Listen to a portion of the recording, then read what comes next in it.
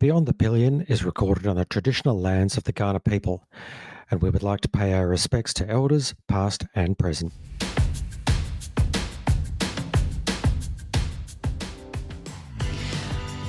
Welcome to Beyond the Pillion. Today we are talking about long distance riding, preparing your bike and planning the ride. My name is Kahiwa Sebire. I use she, her pronouns, and I am the chaotic one. And my name is Mark Drechsler, he, him pronouns, and these aren't greys in my beard, they're racing stripes. Very, very racing Just stripes, wanted to clear that sure. up for everyone. Thanks for the feedback. We have had a little bit of a break, but we are back today. Really excited after the recent announcement of the date for Sheila's Shakedown at 2024, which is the 23rd to the 25th of February. You might have heard in some previous episodes where we have mentioned our trip out to Sheila's earlier this year. So if you are interested in a women's motorcycling festival in rural Victoria full of shenanigans, we will be talking about that in more detail soon.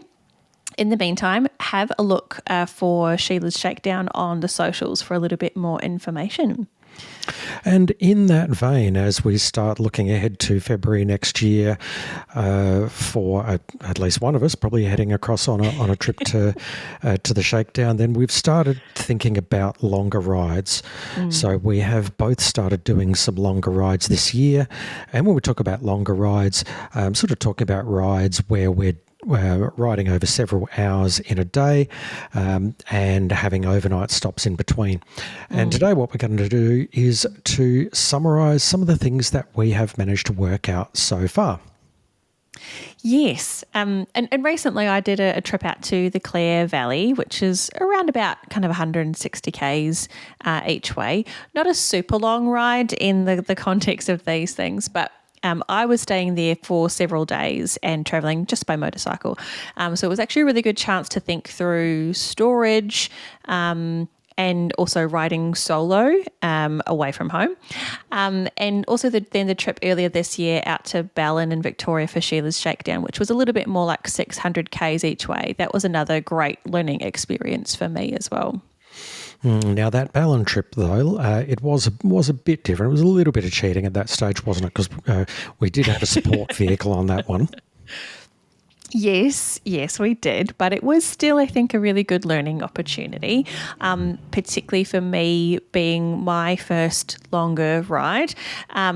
I learnt a lot about just spending hours in the saddle. And even though the luggage aspect was a lot easier, I still had to make the trip from Ballarat to Ballin by myself. So it was all very valuable. Yep, very fair, very fair. So when you think back to that ride and some of the longer rides that you've started doing, then what are some of the key points that you have picked up? I think from you, definitely preparing the bike, the importance of that.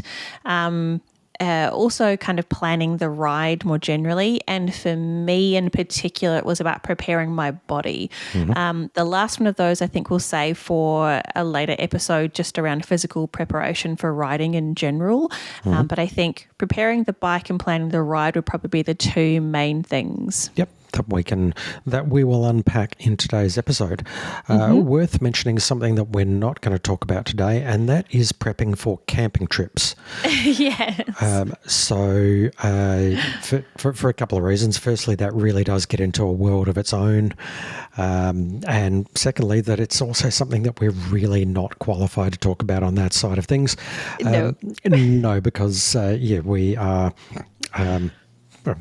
I was going to use not a word. Campers. No, we're not really campers. So we do prefer to stay either with friends or in motels or hotels along the way.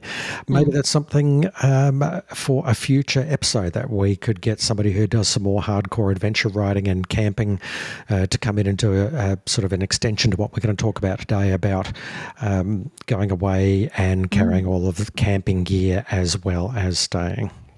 That'd be really cool. Absolutely. So, today we are really just talking about making longer trips. Where you might be staying with friends or in a motel or a hotel. So, you don't really need to carry your home on your bike, but you do still need to be able to carry your gear safely and comfortably. And that is a perfect segue into the first point that you raised earlier, Kahiwa, prepping the bike. So I know you have done a fair bit of research into this on your MTO7. Yes. What are the different options for carrying gear and some of the pros and cons of each? Yeah. My favourite and go-to since I started riding is being a top box attached to a rear rack, so on the back of the bike. It keeps the bike really narrow. Usually they're lockable, so if you want to leave your gear on the bike while you step away to go into shops or something, then generally speaking, your gear is quite safe and secure. They are typically limited to just a few kilos of storage. So when you're thinking about what you might need to carry, they're usually not designed for quite heavy things. And even with just a couple of kilos, it does make the bike somewhat more top heavy. And I noticed that on the ride out to Clare, just the impact of that extra weight, just that little bit higher up and behind you, and how that kind of affected, I suppose, a little bit acceleration, but mostly more, I think, kind of handling into the corners. That felt a little bit different, and then you're a little bit more susceptible to crosswinds as well, it felt like. Yep. And would you also... Did you notice any difference just moving the bike around when you had the top box set up and sort of higher center of gravity there as well? Like when you come to a stop and you're doing low speed or shifting the bike around, anything different there as well?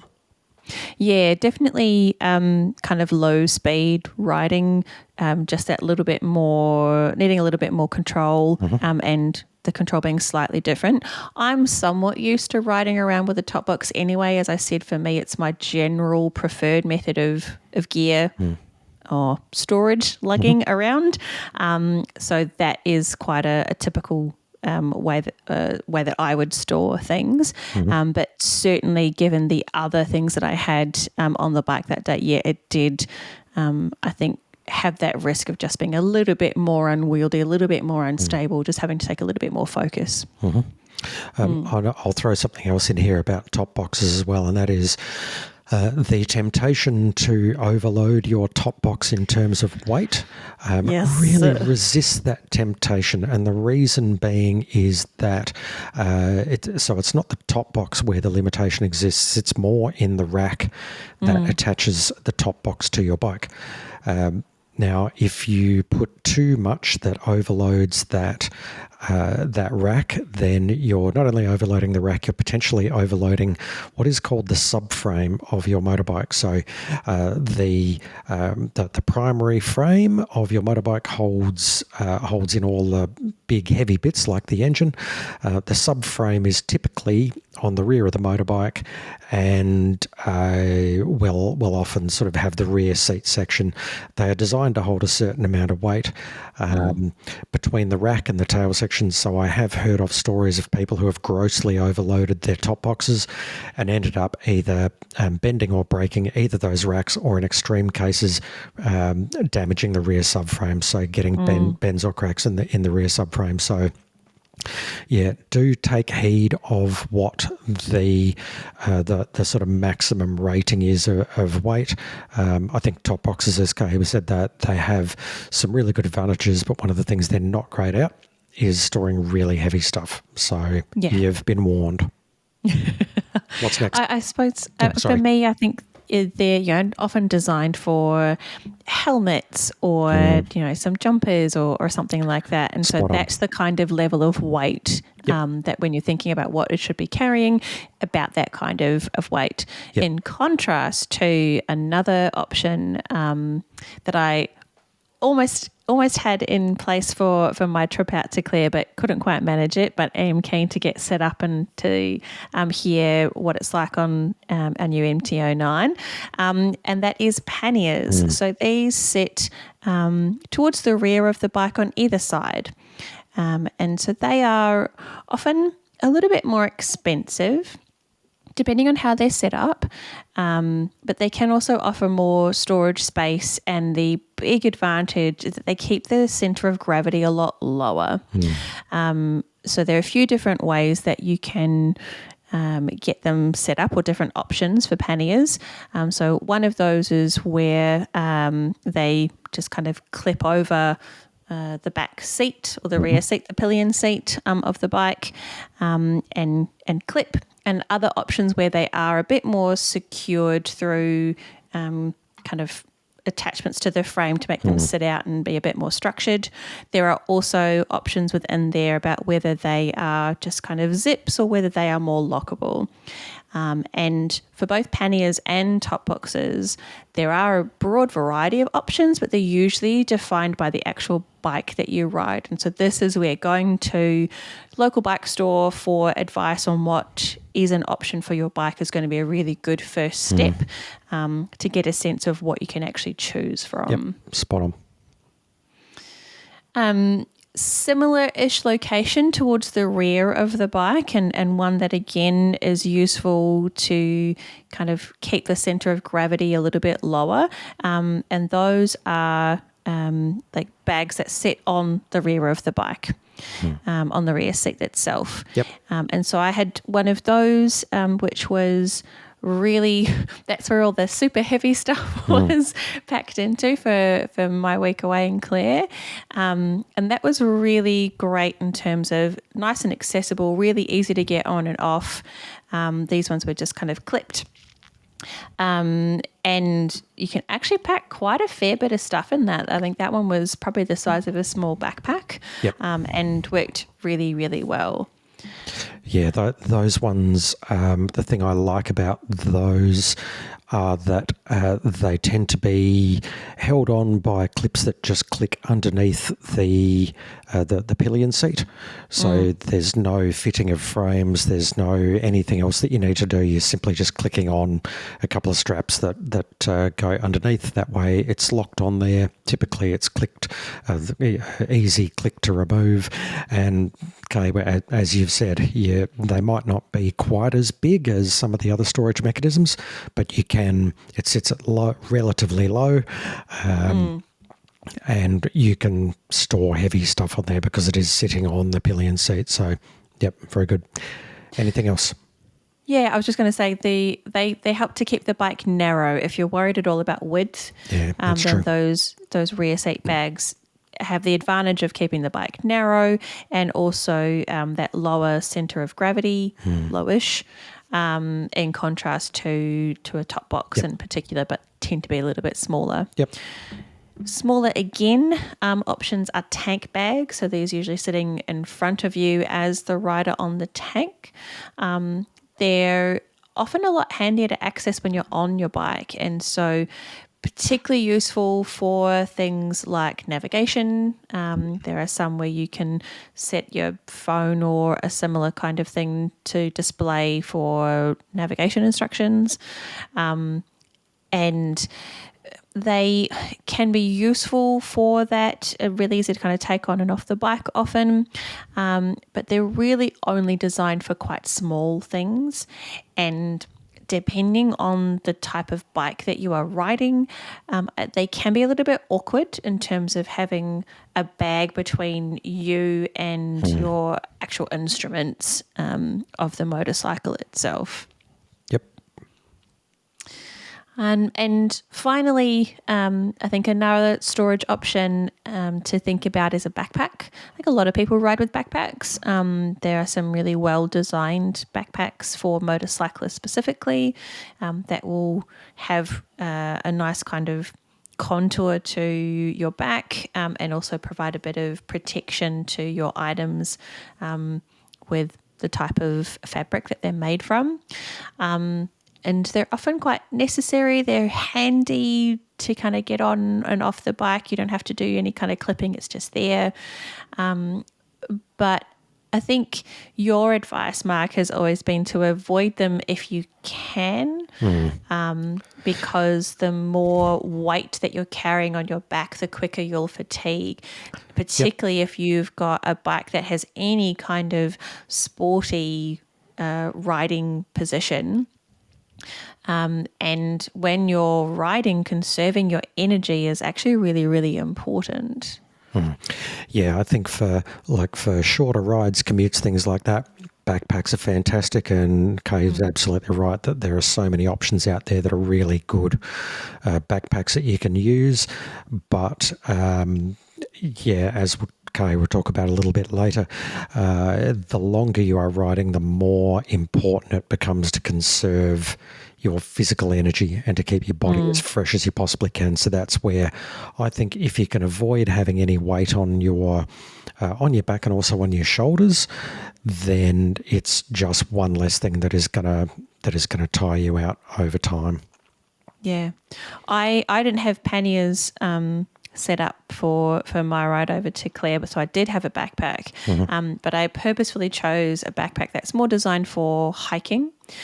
So it had the ability to kind of clip in at your waist and across the chest to make sure that the weight of the bag was sitting really nicely across your back to try and reduce some of that fatigue and drag on your shoulders and lower back.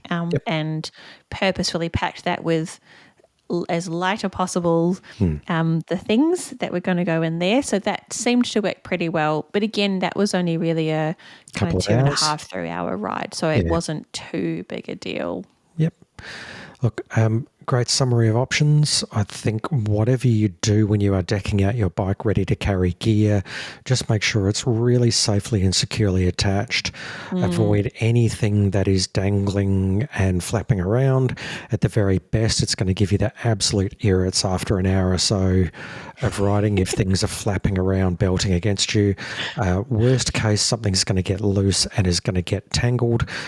When you are riding anywhere, then the absolute last thing you want is something that is going to get tangled in your steering, in your wheels, in your gear, just anywhere. So whatever you're doing, just try and make sure that it is as safe and secure as you can. And, things like Oki strapping a bag to your pillion seat and crossing your fingers, for me, is just... I know Big Dan swears by that method. I love you, Big Dan, but on that one, we just have to agree to disagree in terms of longer distance stuff, in terms of as that being the best way to go about it. Be secure, be safe, don't be flappy.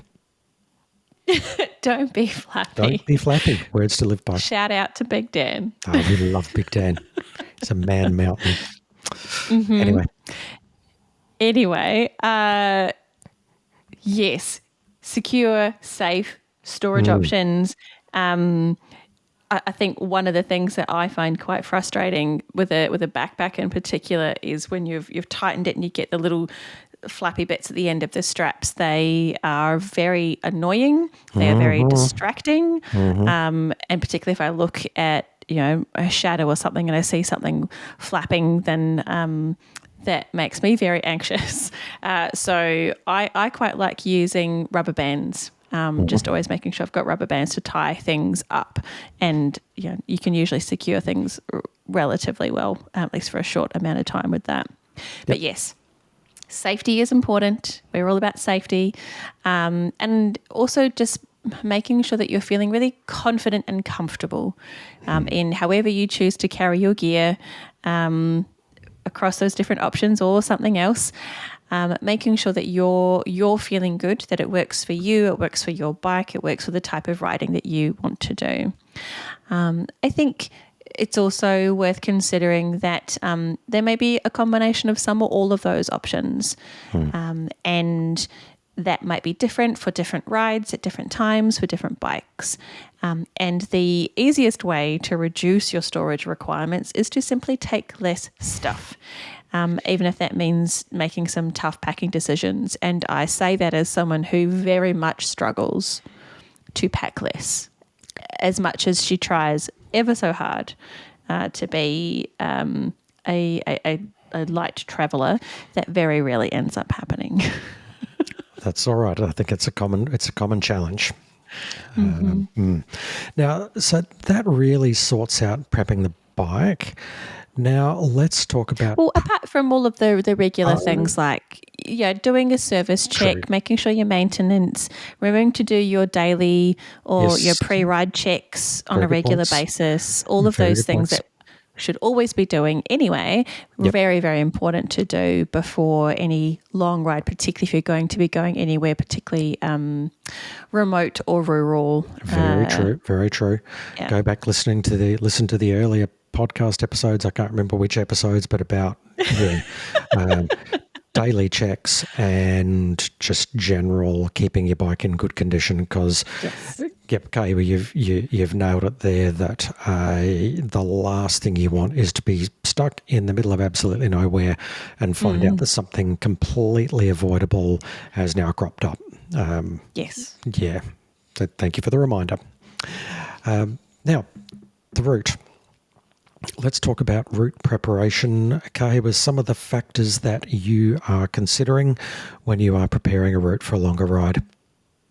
Yeah. I think the first thing is probably thinking about what type of ride I'm doing. Why am I doing this ride? So in the context of Sheila's Shakedown earlier this year, going from Adelaide over to Ballin in rural Victoria, options were, do we want to get from A to B as quickly as possible? Do we want to be kind of slowing down, seeing some of the sights along the way? Doing a motorbike trip can be a really fantastic opportunity to find and enjoy some really good roads. And so taking the long way around or getting to kind of see a bit more of the country when you are riding is a fantastic option, and it is a slightly different experience than when you are driving a car.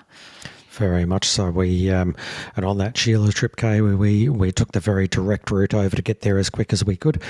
But on the way back, we had quite a nice detour going the long way around the Great Ocean Road. For those in Australia listening, coming from Victoria back to Adelaide via the Great Ocean Road. How was that on a motorbike?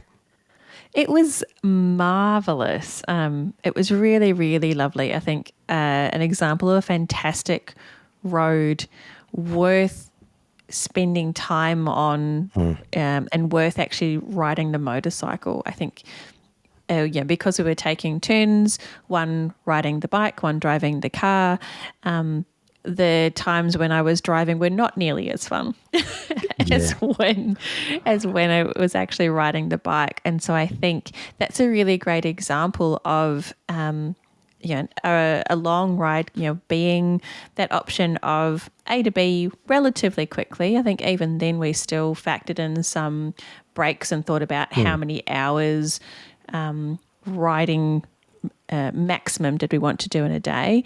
And then on the way back, still thinking about that maximum, but also about how can we structure that to be able to get to some good spots and then really enjoy the Great Ocean Road, really enjoy the vista and the experience as we were going.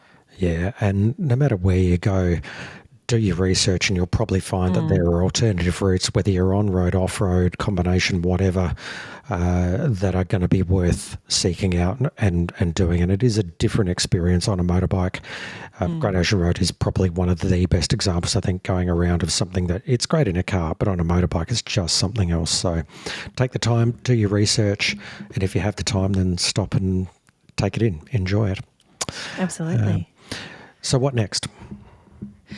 I think there, again, going back to that example of Sheila's when we talked about wanting to go over pretty directly and come back via the Great Ocean Road, that to me then is saying, looking at the route options, as you were saying, and thinking about the number of stops that might make sense along the way. So in particular, fuel stops. I think they have to be one of the primary considerations. Yes, pretty low on Maslow's hierarchy, and it's why it's so important to at least get a pretty decent idea of what the range of your bike is, which is typically a lot smaller than most cars.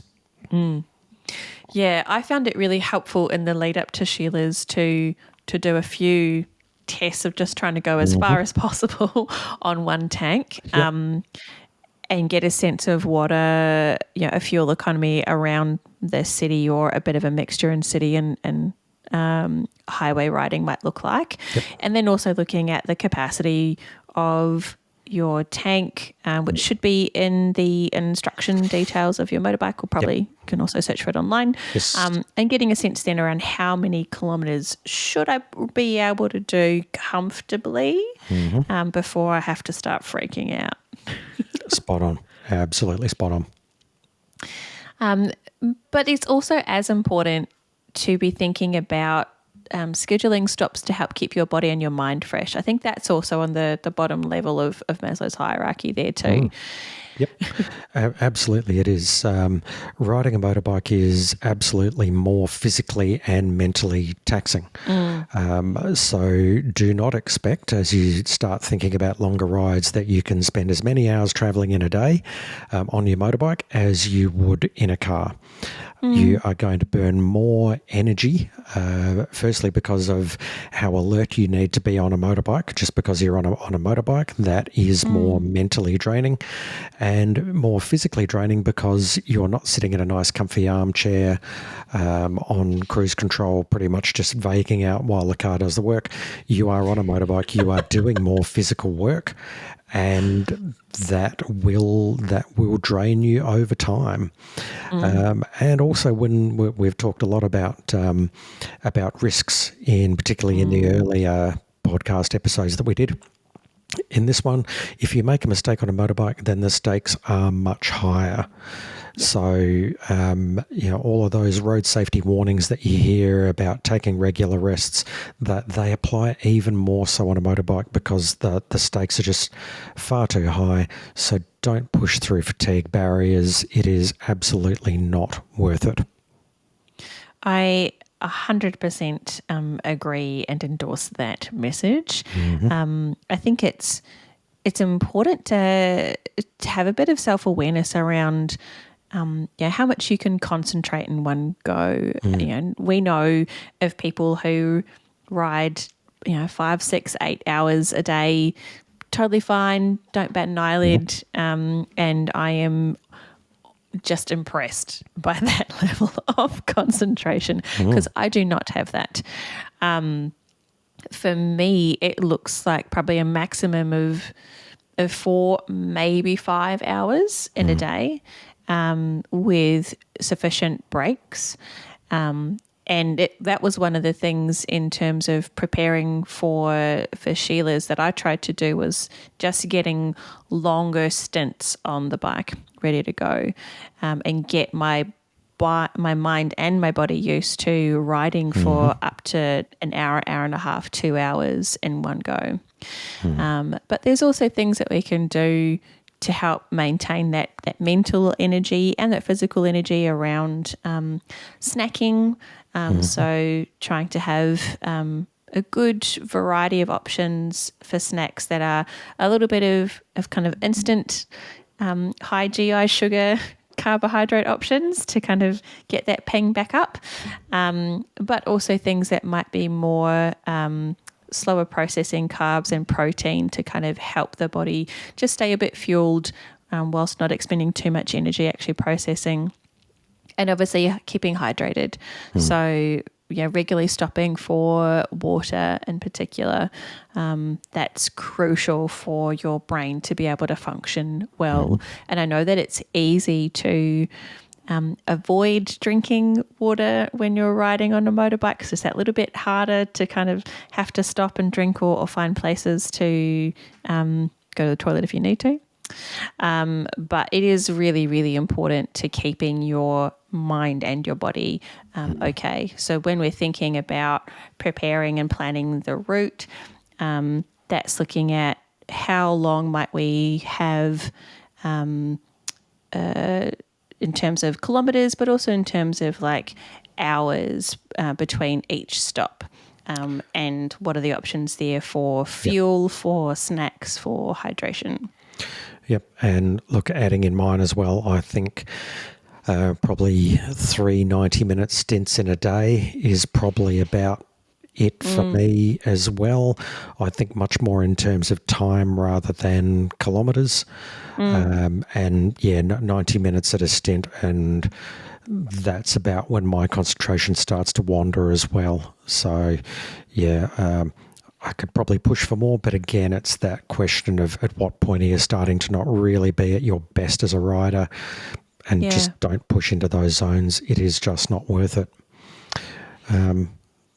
And one final thing I would add here in terms of planning, timing and routes and things like that, particularly in country areas in Australia, and it's probably the same everywhere, is trying to avoid dawn and dusk as much as you possibly can. That is where many nocturnal wildlife species come out to have a bit of a wander around the road.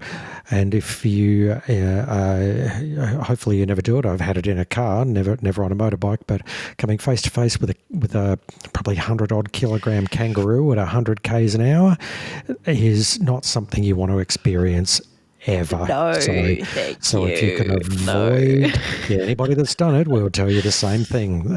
Avoid the wildlife risk as much as you can.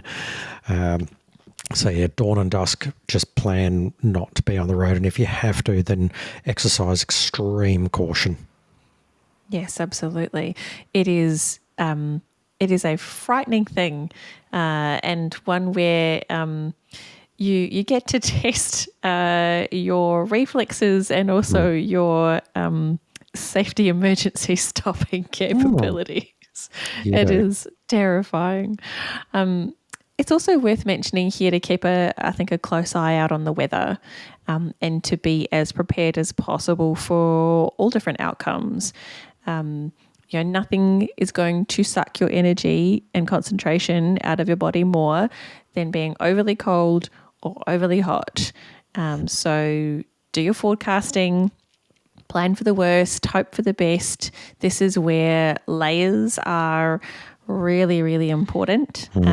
We were wearing like waterproof rain pants over kind of normal riding trousers when we were going over to Sheila's, because a couple of days over it was horribly cold and raining, and then on the way back when it was less wet, then they could just tuck away really nicely. They were nice and light, easy to pack, and that seemed to work really, really well. And similarly, things like wearing skins or compression tights under your riding trousers and under a jacket can be a really nice way to reduce body fatigue and also just be another layer of warmth that are very light and very small to pack away if you need to.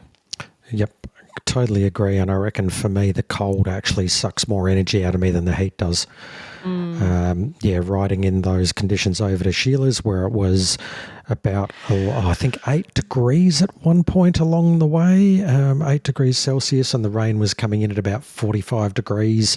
And the waves into of water from the trucks. Coming up from the trucks. But by the end of that day of riding for a few hours in weather like that, I was just dead on my feet by the end of it. So and I'll add something in here as well, just before we wrap up, just a reminder about bike security. So this is another thing we talked about in an earlier podcast. But remember that when you are doing longer trips where you're going to be staying away for nights, particularly in hotels, motels, or wherever, then your bike is just as much of a target when you're on tour as it is when it's at home. So have a think about security wherever you're going. Think about your locking mechanisms or other security means. If you're staying at motels or hotels, then don't be afraid to call ahead and ask them if they have good secure parking spots, either somewhere on the premises. I've done that a few times when I've been doing trips away, and I haven't had anyone yet come back to me with looking like it's a dumb question. I think it's a pretty common question, and so far they've all been good in terms of suggesting where the most secure place to park a motorbike is. Treat it seriously. The last thing you want is to have your bike stolen when you're on tour. Yeah, and that's where a good kind of disc lock can be really useful. Yeah. They are quite small. They can be quite heavy. True. But they don't take up a whole lot of space. They are very easy to put on and off. And if you get one that's a nice bright colour and makes a really loud screaming noise, they can be a very good deterrent. Yep, absolutely. So any other kind of tools or anything, Mark, that you think we should consider for a longer ride? Yeah, tools are tricky because you are so limited in your storage on a motorbike that you can't really take much, and whatever you do take, whatever size socket you're going to take, it's going to be the wrong one. So, if you were going to think of anything, if you're doing more than a few hundred Ks, I would suggest a can of chain lube, even if it's just a small can. It's not a heavy thing. Giving your chain a spray of chain lube every few hundred Ks. I would definitely take some gaffer tape, some zip ties, maybe a pocket knife or a multi-tool, something that will let you get a little bit bush mechanic.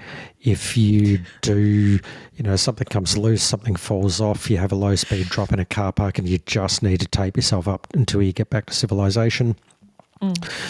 You could throw a small shifting spanner in there as well, but whatever tool you take, you're going to need the one that you didn't bring with you. So at least bring together a few things to bodge together a fix that'll get you back to civilization in a pinch. Yep. Cool. Awesome. So I think our takeaways for today, if we're thinking about longer rides, and that can be, relative. What might be a long ride for you might be not quite as long for somebody else, but that's not the point. Couple of things to keep in mind there. So one is about preparing your bike. So thinking about your storage options, and also, as always, keeping the bike up to date in terms of maintenance and service and things like that. Thinking about your route, so planning for fuel, for mind and body and concentration stretches and energy fixes with food and snacks and other things. Preparing for the unknown to the extent that you can in terms of your gear or tools or things that you might take with you. But overall, I think thinking about what type of ride do you want to have, and hopefully planning a ride that means you can have as much fun as possible. Long distance rides kind of take a little bit more thought than a road trip in a car, but they can be awesome fun. As I've said in previous episodes, there is very little that connects you to the road and the experience of being on the road in the same way that a motorbike can. So they are a lot of fun. Yep, it's a cliche, but when you're doing motorbike tours, the journey is often the destination. You'll get to somewhere at the end, but the actual ride itself is going to be very often the thing that you will remember and enjoy. So yes, absolutely. Now, next episode, we are going to do, so today we're looking at longer distance riding. Next time we're going to talk a little bit about riding in groups. Ooh. And that is in the lead up. So we're talking about Sheila's for next year, but we are also a few weeks away, I think on September the 17th, from the Global Royal Enfield One Ride, which is a global event. There'll be rides going on all around the world. There's going to be a big one, we hope, coming up here in South Australia that will, looking like we're going to have north of 50 bikes out on the road. That's cool. So, yeah, if the weather's good, I think we'll probably get about 50.